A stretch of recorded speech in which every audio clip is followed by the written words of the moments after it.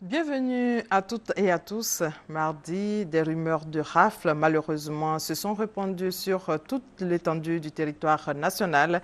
La police nationale dément cette rumeur. Les autorités policières rassurent donc les populations sur l'ensemble du territoire et les invitent à vaquer tranquillement à leurs occupations.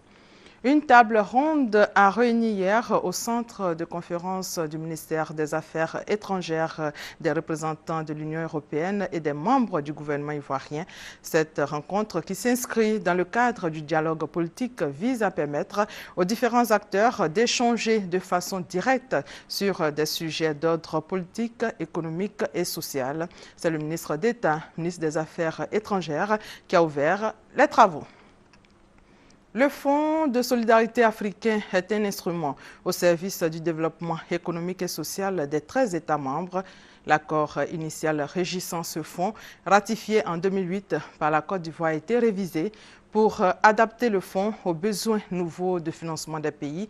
Hier mardi, à l'Assemblée nationale, les députés ont adopté le projet de loi autorisant le président Alassane Ouattara à ratifier l'accord révisé portant création du Fonds de solidarité. Le conseil d'administration du FMI, réuni la semaine dernière, a décidé d'ouvrir encore une fois ses caisses à l'État de Côte d'Ivoire à hauteur de 37 milliards de francs CFA pour accompagner le pays dans sa relance économique. Adama Kone nous en dit plus dans cet élément. La Côte d'Ivoire récolte les fruits de la 3e revue du programme triennal conclu avec le Fonds monétaire international, FMI.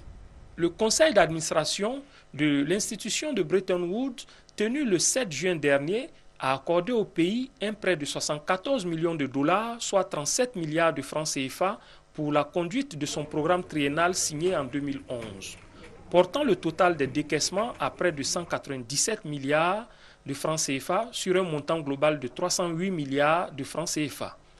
Le prêt approuvé le 7 juin est la conséquence de la bonne tenue de l'économie ivoirienne. Sur place, du 13 au 27 mars dernier, le FMI avait pu se rendre compte des performances réalisées. Croissance vigoureuse, inflation maîtrisée, perspectives optimistes.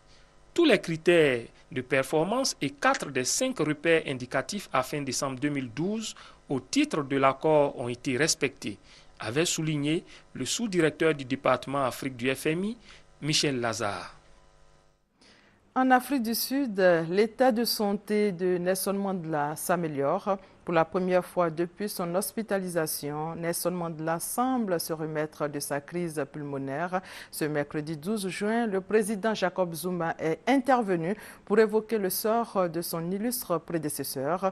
Le président sud-africain a ensuite appelé ses compatriotes ainsi que la communauté internationale à prier pour Madiba.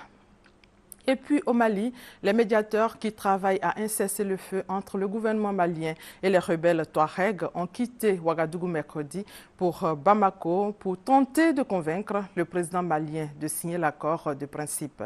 Sur place, l'ONU accuse le Mali d'enrôler des centaines d'enfants.